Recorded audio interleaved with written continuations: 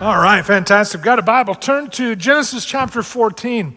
Genesis chapter 14. We're gonna cover a lot of verses, but most of them are going to go quickly. And then at the very end is where we want to camp out for a few minutes this morning. There's this real mysterious character in the book of Genesis, and he comes into Abraham's life just for a minute. But it's one that's picked up on in the New Testament, and so I want to talk to you about it. If you want a title for today, it's God's Work in Our Lives. God Working Through Us might be another good title. Basically, another title would be How to Know You're Giving God the Glory, right? Or what does it mean to give the glory to God? Because you hear a lot of times people, well, I give God all the glory. I found out that sometimes believers, Christians, are real bad about giving God all the glory, but then taking all the credit. Right? Does that make sense? What does it truly mean to give God the glory? Seriously. I mean, it's a phrase you hear, people, athletes on television, whatever, well, I give God all the glory, give God all the glory. But what does it actually mean? Well, in reality, it's an attitude of the heart more than it is that words that come out of your mouth. But you'll see it. It's all right here. I tell you what made Abraham, again, he has some high moments and he has some low moments. And we've already talked about one of the low moments, but this one's a high moment in the life of Abraham. But it's I don't know, it's pretty powerful. So let's talk about it, not talk about it, right? And anyways, we take a look then. We're going to go through the first part of it pretty fast. I have to speed up a little bit so that I don't have to rush at the end. But I want to set the context for you. Number one, if you want to follow along, Lot gets into trouble. Now, if you don't remember, Lot is Abraham's nephew, all right? He is the son of his brother. And so anyway, if you remember the story with Lot, this is a long one, I can't go into a whole lot of it, but he and Abraham had split up. And that split, again, is just because either they got too big or basically there was conflict going on. And so Abraham said, hey, let's just split up. You go one way, I'll go another, and I'll let you make the choice. And so Lot chose the southern part. He chose Sodom, that area, because it reminded him of Egypt, right? He'd gotten a taste of that kind of thing, and it offered a lot of different, prospects and prosperity and pleasures and different things. And so he went down there. The problem is that when you live like the world, then you inherit the world's problems. And if you live very long, then you know exactly what I'm talking about. Right? You start going that way, you start living that lifestyle, eventually you're gonna, there's the things that catch up with you, and that caught up with Lot. And so let's read what happened. There's a lot in here, but in reality it's just setting, it's just this is all setting. This is all what had happened to it. So let's take a look at it. Genesis chapter 14 and verse 1. All right. In the days of Amraphel, all right, king of Shinar. Shinar, that eventually became Babylon, which is current day Iraq. So it's kind of the northern, right, maybe a little bit northeastern, right, especially from where Abraham was living in Canaan, right? And Arioch, king of Elasar, Chedorlaomer, king of Elam. He's actually the ringleader, all right?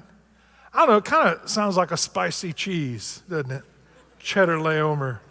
Anyway, that's the warped sense of humor, all right, of your pastor. All right, here we go.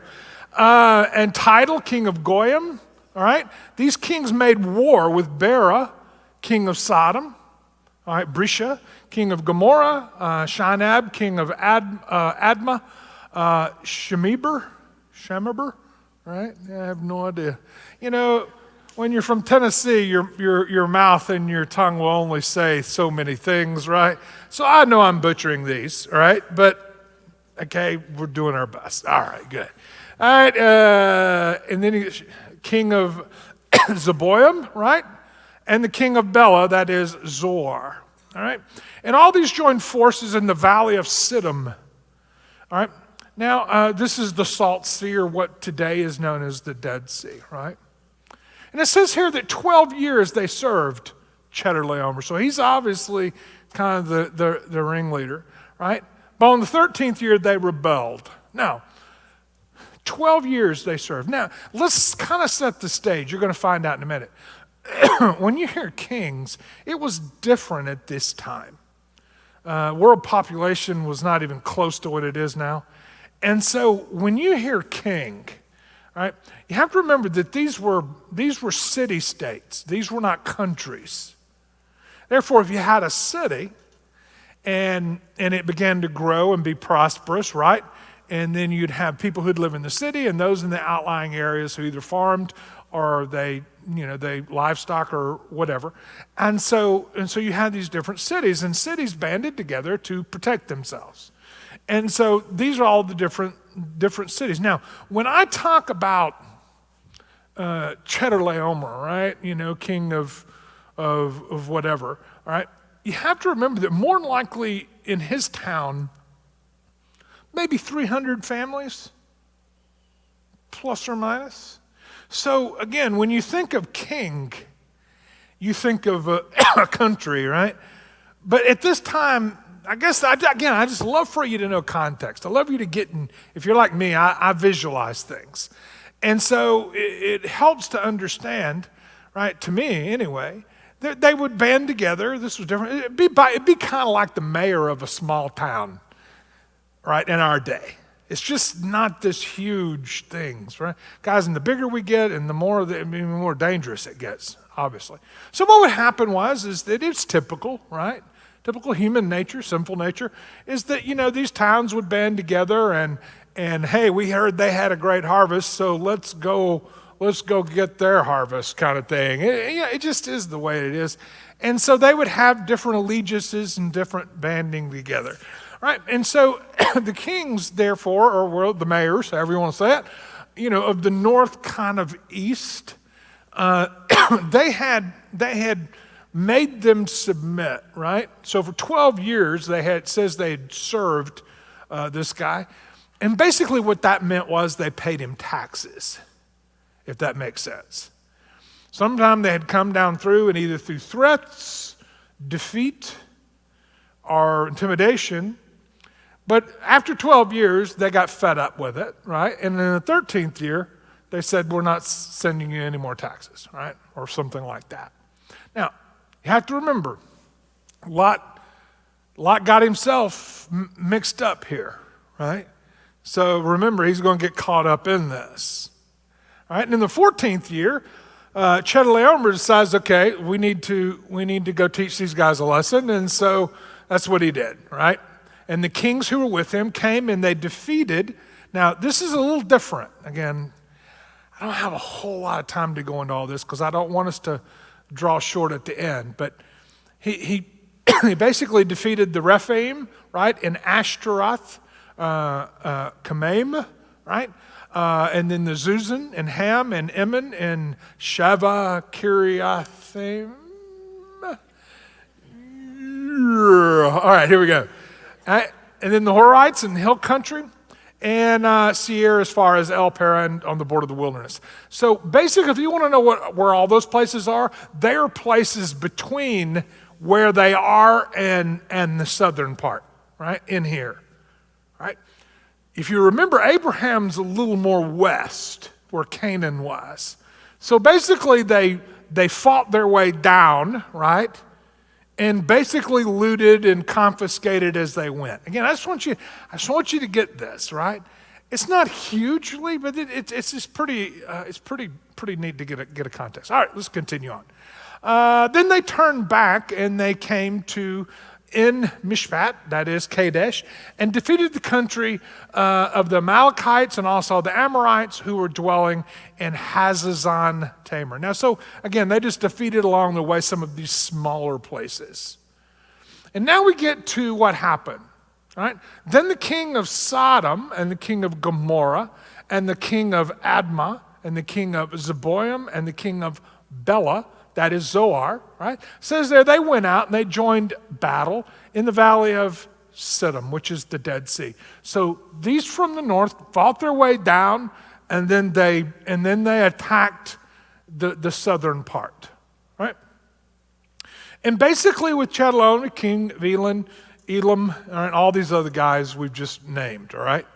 In the very end, in verse 9, it says, 4 kings against 5, 4 cities against 5, all right? But to remember what's at stake here basically is, usually when you defeated someone, you didn't wipe them out because you wanted them to keep tending their sheep or farming their crops so that you get a big tax out of it, right? So it became this kind of a thing, right? Now, the valley of Siddim was full of bitumen pits. I have a real hard time not telling you everything, right? I really do. Because when I look at all this, study all this, again, my passion is for you to understand.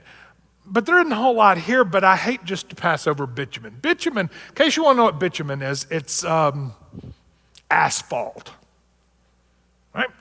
And it's a naturally occurring, it has a hardening effect to it, but it has a problem with cracking. So what had happened was, now the valley of Siddim was full of bitumen pits, and as the kings of Sodom and Gomorrah fled, some fell into the pits, right? It's like the asphalt here, it cracks. Does anybody know what I'm talking about? All right. So they fell into them, right? That's really all you need to know. All right, so the enemy took all the possessions of Sodom and Gomorrah, right? And all their provisions, and they left. Verse 12. But they also took Lot, okay? And the son of Abram's brother, who was dwelling in Sodom. Now remember, he moved down towards Sodom, it said before, but now he's living in Sodom. And his possessions, and they went their way. So Lot got caught up, right? He got caught up in it. And I could talk to you here about consequences for bad decisions and all the rest. But the one thing that Lot had going for him is that he had an uncle that loved him, right? Even despite all of his mistakes and all of the bad choices, all right? And so number 2, Abraham comes to the rescue, right? So this is how we get in this predicament. This will be the first of 2, right? Confrontations or if you will, problems in Sodom. The other one's well known. This one is not as well known.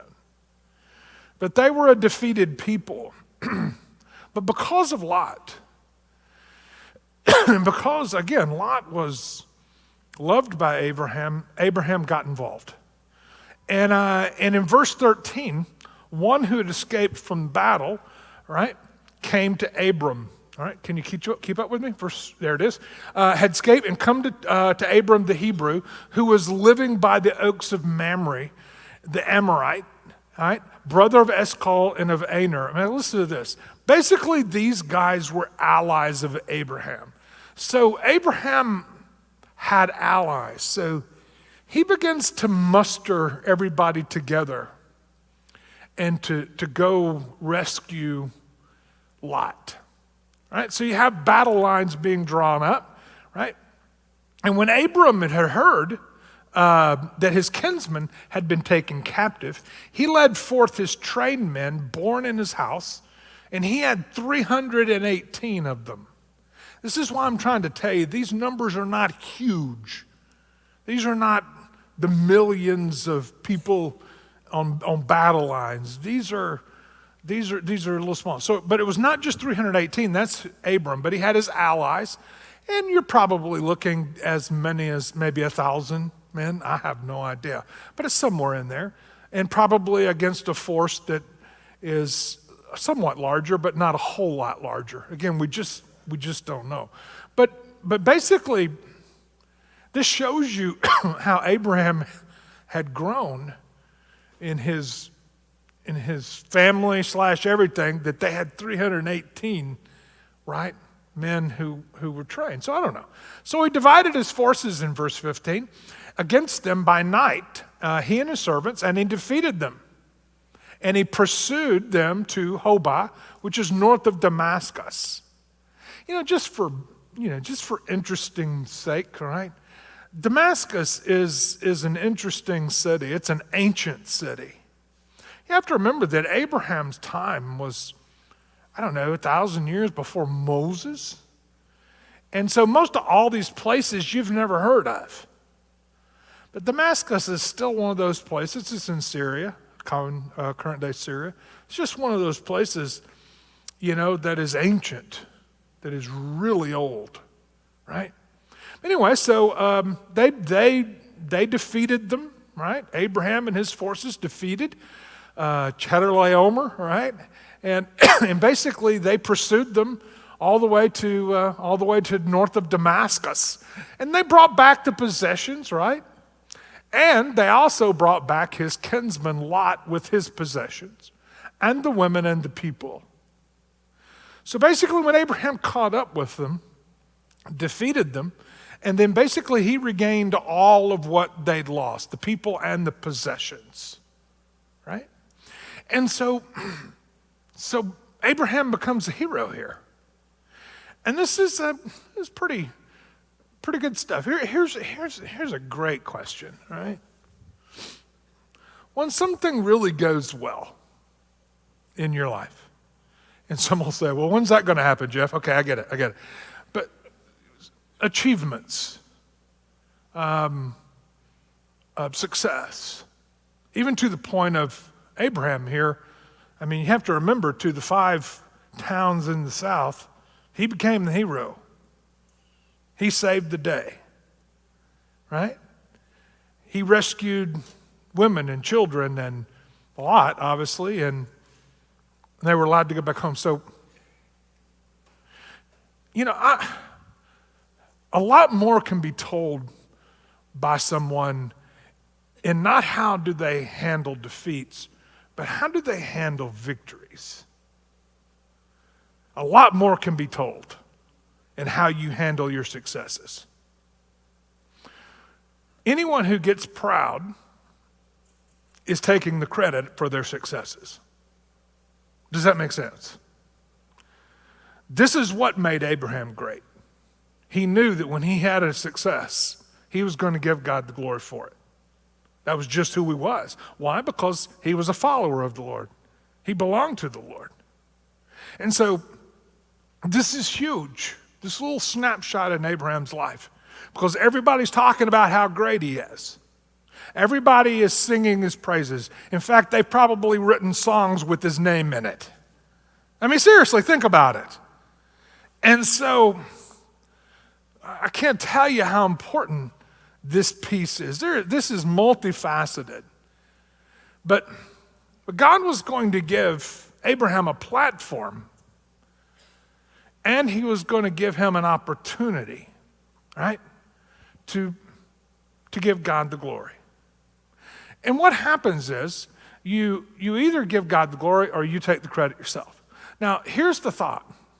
And as a believer, I'm going to tell you this. As a believer now who has walked with the Lord a long time, the more I've walked with him, the more I have found out that the less he needs me.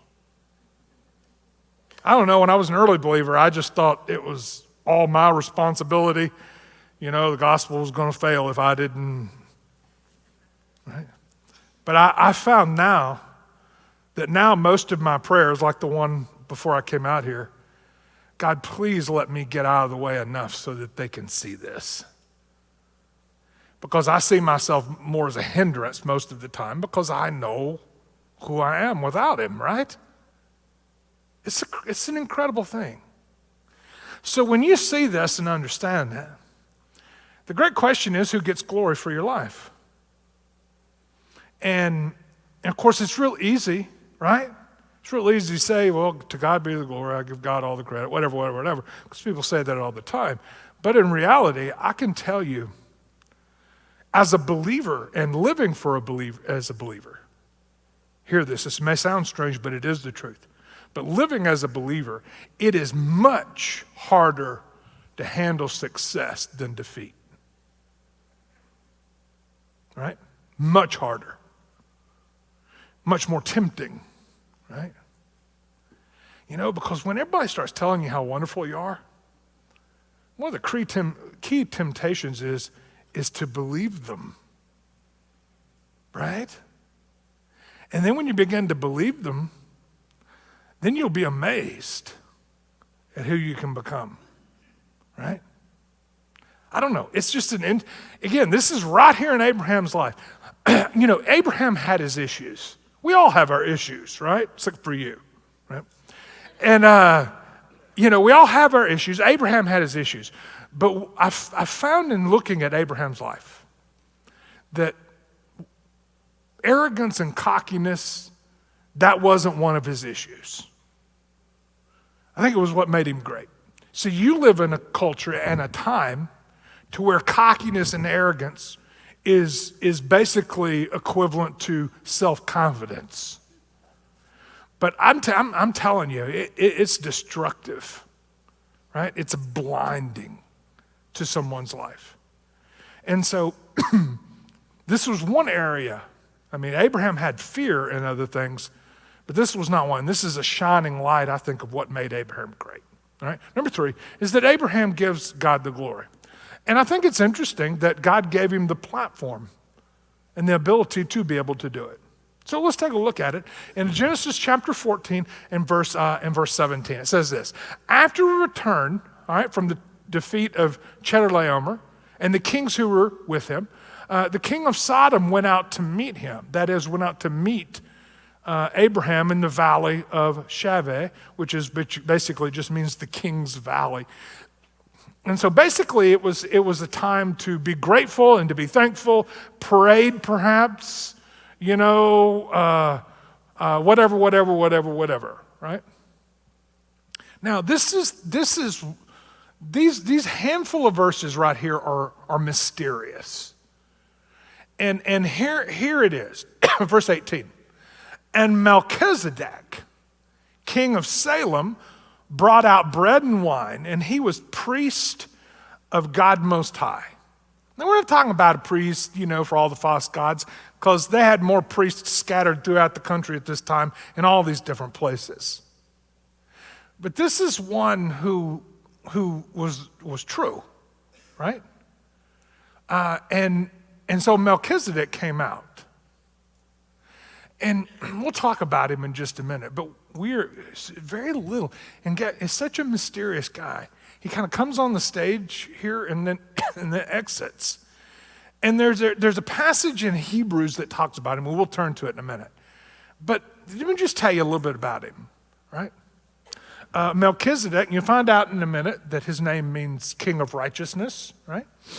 But he was king of Salem, right? That was just an ancient, if you will, of Jerusalem, right? For those of you who have ears to hear, right?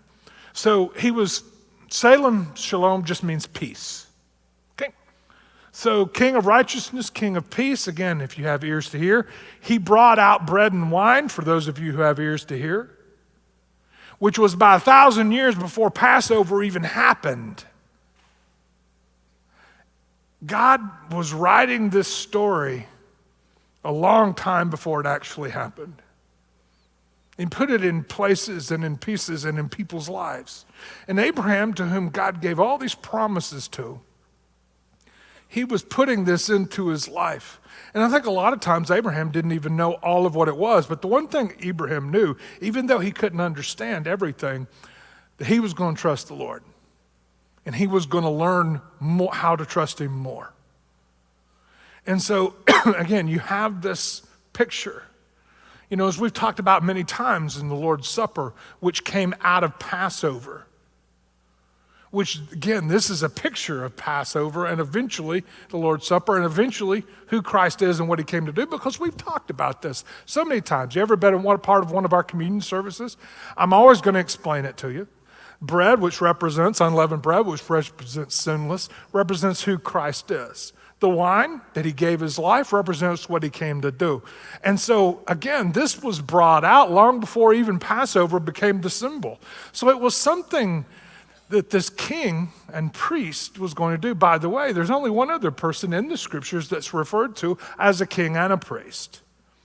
And if you want to know who that is, it was Jesus. That was something that didn't happen, right? Sometimes you would have a prophet and a priest, but in this particular case, it was a king and a priest. These were always kept separate. And so you have then this picture, right? Have this picture. Now, let's let's move over to Hebrews chapter 6. In fact, I'll come back and finish this at the very end when Genesis. But what does it mean, again? When we start reading through this, if you were just read through this obscure guide, you would read, he came out and he blessed Abraham. He brought bread and wine. Okay, that's a cool picture. Basically, whatever. And then he exits and then he's done. And yet Hebrews picks up on it. Now, if you've ever wondered, when you read the book of Hebrews, it's a New Testament book. And it can be one of the most confusing of the New Testament books, unless you're Jewish. It's by the title of its name, especially the first 10 chapters. You have to have a pretty good working knowledge of Judaism, right? The Old Testament, especially in the books of Leviticus, right? And Numbers, and also Exodus, because of all the priests and the ornaments that they wore, and there was symbolism in everything, the tabernacle, the temple, and therefore that's why Hebrews can be a tough book to read. Well, basically, the book of Hebrews was written to present the gospel to Jewish people and to bolster the faith of those who had already become believers. And so when you take a look at this, right, the writer, go ahead and go to Hebrews chapter 6. The writer of Hebrews picks up on this Melchizedek story. And of one of which every Jewish person would not only know, but would know very well. Abraham was a big deal. In fact, many times, like in one instance, some Jewish leaders, religious leaders looked at Jesus and says, well, we don't know who you're the child of, but we're children of Abraham, right? And so they held Abraham right up there because he was the one that God gave all the promises to and all of these things. So the writer of Hebrews is trying to explain to Jewish folks, right, that this story has been a part all along, and you just need to see it. So he brings up this Melchizedek story, right? Let's talk about it. Just read about it, really. All right, let's see what it says. We have this as a sure and steadfast anchor of the soul. So basically a solid foundation, right? Anchor to the soul has, been a phrase you've heard a lot, especially in poetry, even secular poetry, in music, old hymns, and this is where it comes from. But it's a pretty solid metaphor, the anchor to the soul. Well, what is the anchor to the soul? It says a hope that enters into the inner place behind the curtain. Now, if you're not Jewish, what does that even mean? And if you live in our time, is it a shower curtain or is it, curtains for the windows? I mean, what's he talking about? All right. Again, if you're Jewish at this time, this phrase is totally understood. Let me explain. So you have, during the time, you have this tabernacle, right? And that was movable. Basically, it was a movable temple, right? They could tear it down and put it up, tear it down, put it up, right? But during the time of David and eventually Solomon, they built the permanent one, the temple, right? And inside the temple, right? Outside there was all this other stuff, but inside it was cut up into 2/3, a big room, and then 1/3. The 2/3 was called the holy place. A lot of cool stuff. A lot of priests would mingle in and out of there, right? But behind this big curtain or veil, right, was called the Holy of Holies, right? Probably like one of these curtains here, right? And it separated this one room from another room. Now, when Jesus died, this is what it means. When Jesus died, he screamed out from the cross, "It is finished," and he bowed his head and he died. This big curtain tore from top to bottom. So what was this curtain? What does it mean when the anchor to our soul was able to enter into the inner place behind the curtain? Basically, this curtain was symbolic of it separated us from God, right? Sin does that. Therefore, a priest is one who goes to God on your behalf, right? So in this Holy of Holies, right, is the Ark of the Covenant, right? And, and Indiana Jones rediscovered it in 1980, right? By the way, if you've seen Raiders of the Lost Ark, right, they painstakingly put a lot of time in the replica that's shown in that movie. So that's about what it looked like, right? And, but anyway, right in the middle of it, now obviously it wasn't shining like, it was this aura, and there was Hollywood, but I'm just trying to get you to, most people are familiar with that, all right? So on it had what was called the mercy seat. That is a place to obtain mercy. But if you can't get to this mercy seat, then what good is it? So in the book of Exodus and Leviticus, there was nobody could go into that Holy of Holies but one person. Once a year, the high priest could go into that place, right? And to our Jewish friends, it's called the Day of Atonement, which they still celebrate today. And when you walked into this, it was a day to atone for, right? To make right, right? And so this high priest went in once a year. And he was the only one that went. Now, here we go. So what is he talking about here? Okay, a hope that enters into the inner place behind the curtain. So the thought here is that Jesus went there because of who he was, right? He is our high priest, if you will. Well, how do you know that, Jeff? Well, look at verse 20. That's what he says there. Right? Where Jesus has gone as a forerunner on our behalf, having become a high priest forever after the order of Melchizedek.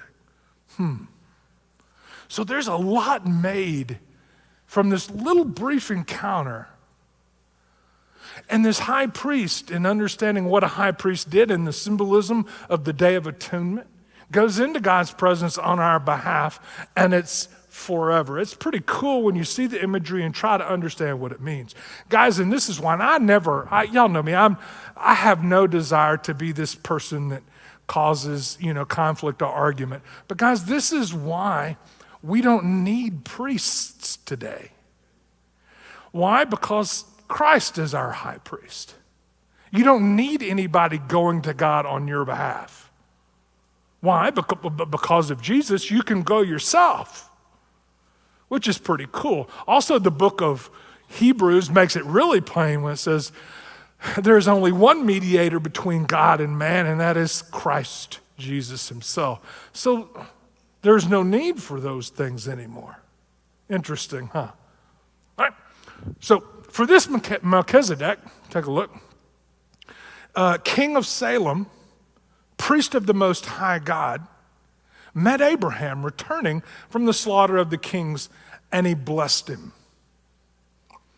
And to him, Abraham apportioned a 10th part of everything. Now, this is the first time that a tithe is mentioned, right, in all of the scriptures.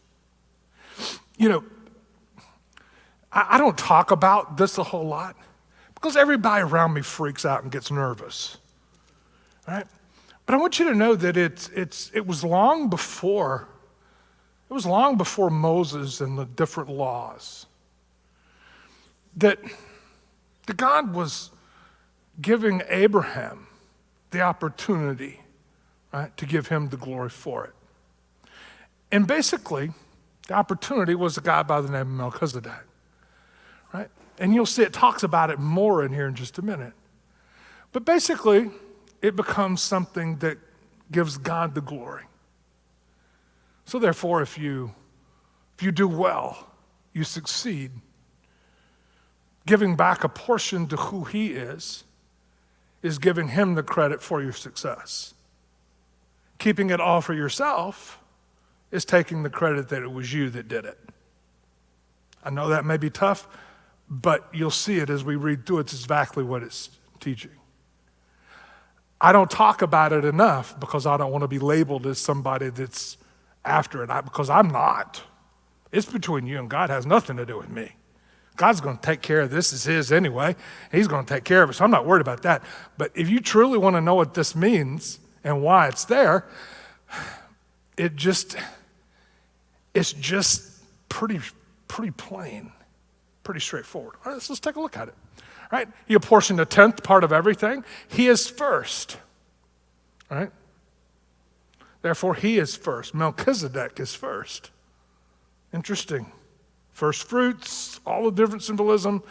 If you have ears to hear, there's not enough time to explain everything as we go. All right? And it goes on, by translation of his name, King of Righteousness. So Melchizedek, the name Melchizedek means King of Righteousness. What is righteousness? Well, the book of Romans talks to us about is that, there's none righteous, no, not one. You probably heard that before. And that Christ being righteous came to give us his righteousness. It's called imputed righteousness, right? And therefore you have this peace, this understanding. So he's the King of righteousness. And then he's also the King of Salem, which is the King of peace. We talk about this at Christmas time. Prince of Peace, who comes the King of Peace because of what he does.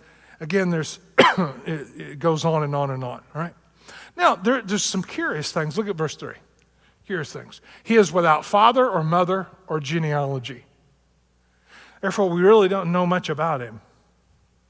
Right? He just kind of shows up on the scene.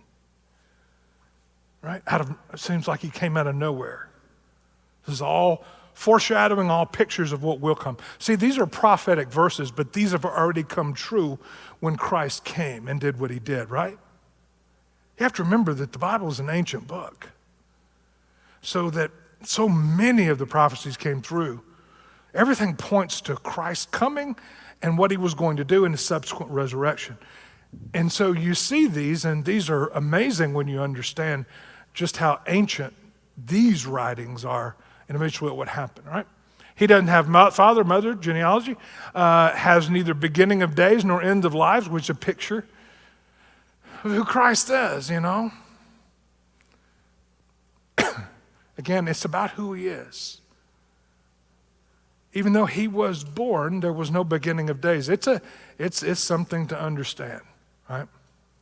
And so, writer of Hebrews is picking up on some of these symbolisms.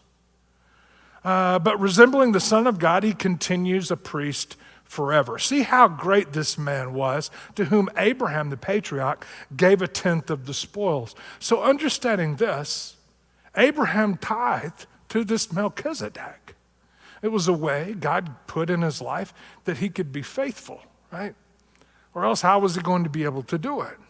God's going to give you the opportunity if it's one that you want, right? And he goes on to say, and those descendants of Levi, in case you don't know what that means, Levi was the priestly tribe in the time of Moses, right?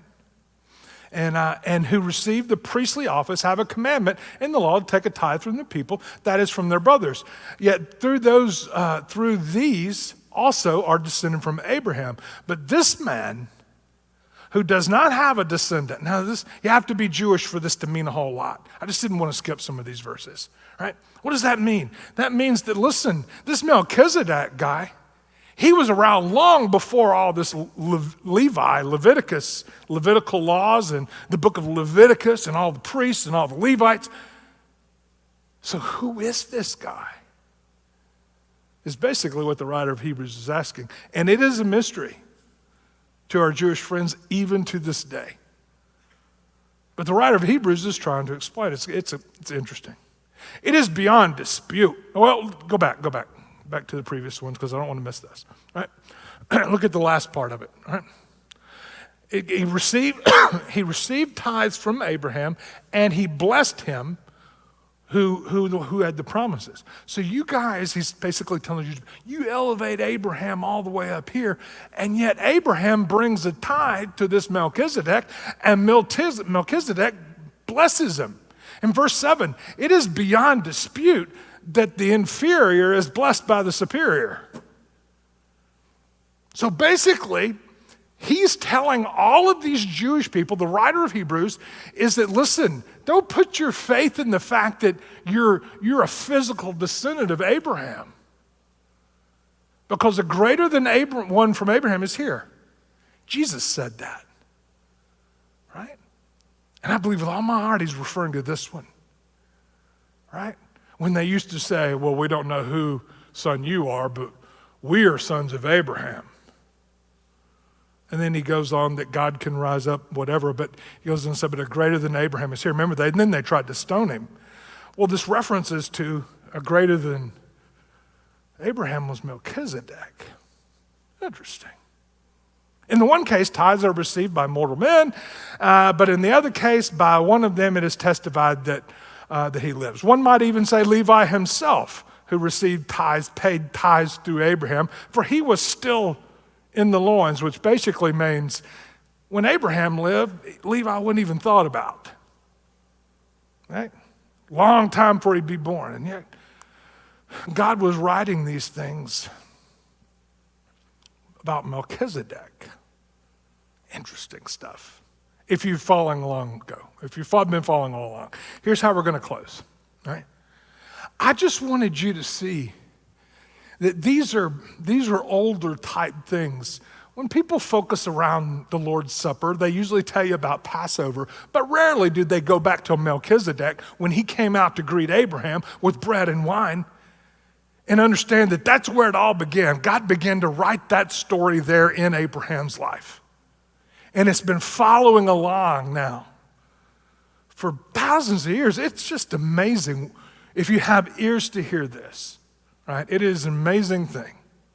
If you're a believer here today, I pray that God will allow you to see his work, his handiwork down through the ages, which is unmistakable. It's just incredible. All right? Look back at Genesis chapter 14, verse 19. Right? Basically, Melchizedek came out to Abraham, right? And Abraham offered him a tithe, and then he blessed him. And said, that is, Melchizedek blessed Abraham, the inferior, superior, right? Or superior, inferior, right? Blessed be Abraham by God Most High, possessor of heaven and earth. And blessed be, all right, God Most High, who has delivered your enemies into your hand. Right? So basically, Melchizedek is just telling everybody, why? Because the king of Sodom is there. Everybody's there.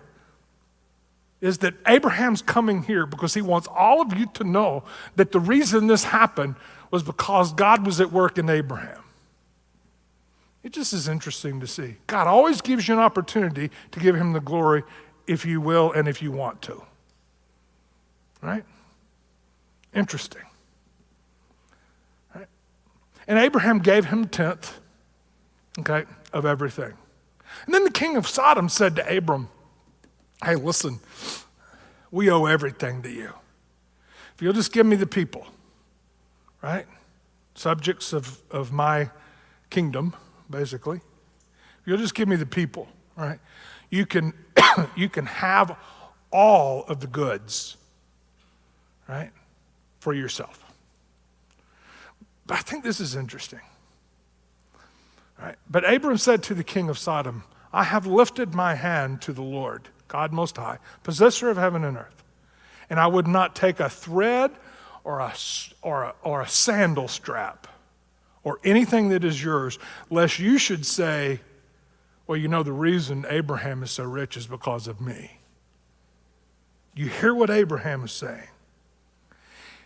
He doesn't want anything that will take away from God's glory, even if it means a whole windfall of cash coming his way, because that's what the king of Sodom's offering. So that's interesting. Again, I just want you to see the character of Abraham as we close. I will take nothing, all right, but what you fed my young men in the journey, right? And share of the men that goes to his allies. You can give some to them if you want to. Aner, Eshcol, and this Mamre guy, all right? So as we close, all right, just a couple of thoughts. Again, I've kind of thrown a lot at you, but not really. It's this whole thing that revolves around a Melchizedek. And as you see, it had to do with giving glory to God, and what does that mean? So the thought is that if you're his, you have a desire. You will always have a desire. If you're a believer today, for God to work through you. And God will. It's incredible how that works. Some in what some would call big ways, some would be in small ways. But in reality, with God, what's big and what's small? Right?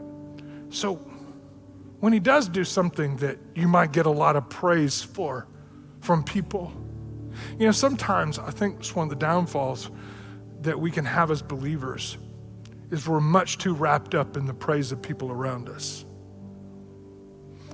And I think the older you get, like in Abraham's life, the one thing that you'll begin to understand is that, Lord, I truly want everything in my life to bring glory to you.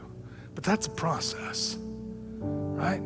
That's a road and a journey more than it is a one-time thing.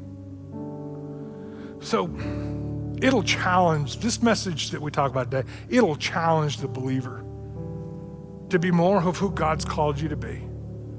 Believe it or not, failures are much easier to understand. Not understand. I think failures are hard to understand, but they're easier to get over than successes. When I was in all the school that I was in, I remember we had a saying, is that it took him 5 years to get his doctorate degree, and then it took him 5 years to get over it. Does that make sense to you? Are you hearing me out loud? So guys, you'll understand as a believer, it's a process of learning that everything, right, will give him glory. If you're not a believer, this type of purpose for your life is awesome, when you truly get a grasp of it. But it all begins with the gospel message and putting your faith and trust in him. There's never been that time. We always like to give people that opportunity. There'll be a phone number on your screen if you're watching at home. There'll be some people right up here that love to talk with you. All right, God bless you. God bless you. Have a word of prayer, and we'll have a closing song. God, thank you so much for today. God, thank you for your incredible love for us. And God, we continue to pray for you to use us. But God, burn in our own hearts and minds the understanding that it's you working through us. And God, we're grateful. We are grateful. And Lord, we pray this in Jesus' name.